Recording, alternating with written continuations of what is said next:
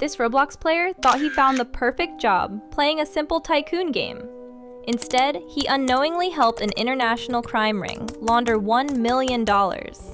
Today, you'll see how clicking a button triggered a massive federal raid. In the modern era of Roblox, the platform is no longer just a digital playground for children. It is a massive, multi-billion-dollar economy. Through a system called the Developer Exchange, or DevEx, creators can convert their virtual Robux directly into real-world cash. This system has turned talented teenagers into legitimate millionaires. But wherever there is a bridge between virtual currency and real money, predators are waiting in the shadows. This is the presentation of the digital dream, the idea that anyone can get rich playing games. For a 15-year-old boy named Max, this dream seemed to come true when he received a private message on Discord from a wealthy game developer known only as Cypher. Cypher claimed to own a massive development studio, but said he needed a trustworthy partner from a different region to act as a server manager. The explanation was simple. Max didn't need to code or build anything. He just needed to host an empty Tycoon game on his account, sit in the server to keep it active, and process the massive amounts of Robux players would spend on gamepasses. In exchange, Cypher offered Max a staggering 20% cut of all earnings. Max would then use his own verified DevEx account to cash out the money into his real bank account, keep his cut, and send the rest to Cypher via cryptocurrency. To a naive teenager, this sounded like the ultimate gaming job. He was getting paid thousands of dollars just to keep his computer turned on. Within days of opening the empty Tycoon game, the virtual cash began flooding in at an impossible rate.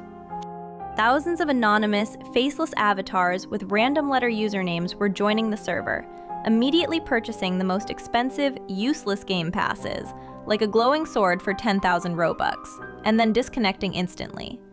Max's account balance skyrocketed into the millions. Following Cypher's instructions, Max applied for the DevEx program. Because Max had a clean, older account with a verified ID, the Roblox moderation system approved the transaction. Real, physical money started hitting his bank account. Max was ecstatic. He bought himself a high-end gaming PC, an expensive virtual reality headset, and even started buying lavish gifts for his parents, claiming he was a lead manager for a popular game. The illusion of success was entirely intoxicating. He felt like a tech prodigy beating the system. But while Max was busy enjoying his new wealth, a federal cybercrime unit was already compiling a massive, terrifying dossier on his home IP address. I will show you exactly how the authorities track these invisible crimes shortly, but first you need to understand the dark reality of what Max was actually doing. The transition from a lucky teenager to a federal suspect revolves around a concept called digital money laundering. The presentation of this crime is heavily disguised. It looks like normal video game purchases. But the explanation behind the curtain is rooted in a global black market. Cypher was not a game developer. He was a broker for an international cybercrime syndicate that dealt in stolen credit card information.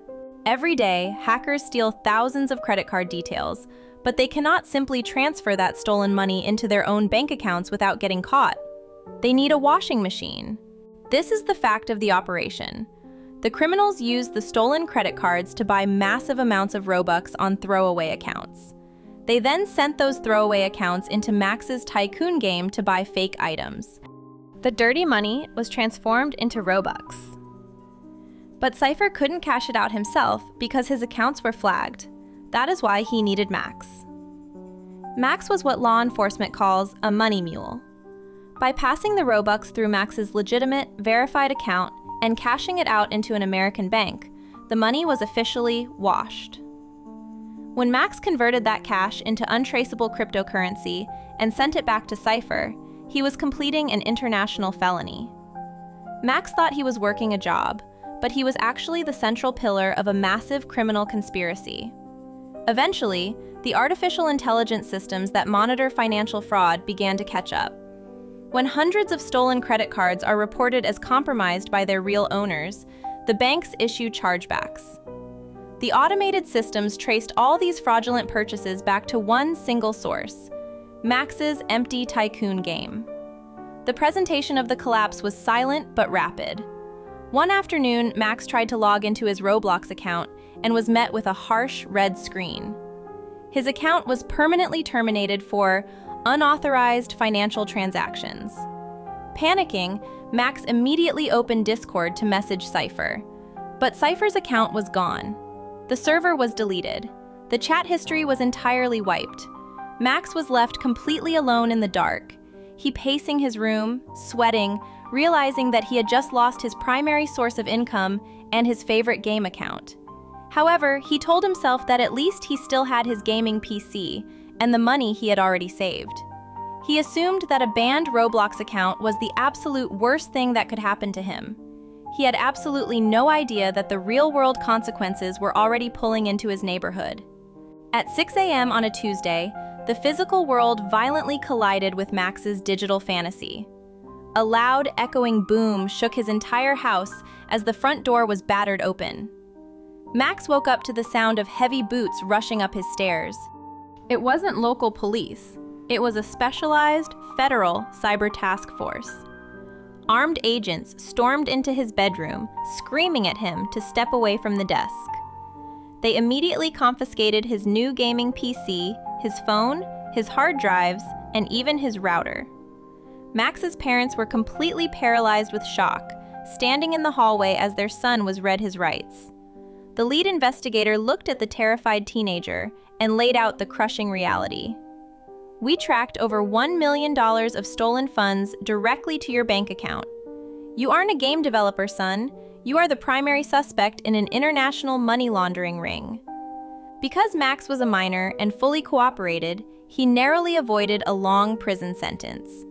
However, the consequences were still devastating. His family's bank accounts were frozen and seized to pay back the stolen funds, plunging them into massive debt. His electronics were destroyed, and he was banned from using the internet unmonitored until he turned 18. Cybercriminals deliberately hunt for teenagers to act as their money mules because children do not understand financial laws, and they are blinded by the promise of easy Robux. Have you ever been offered a suspicious job in a game, or seen players offering massive payouts for simple tasks? Share your experiences in the comments below to help protect others. If this story opened your eyes to the hidden dangers of the virtual economy, hit the like button and subscribe to the channel for more deep dives into gaming's darkest secrets. Stay smart, protect your digital footprint, and I'll see you in the next video.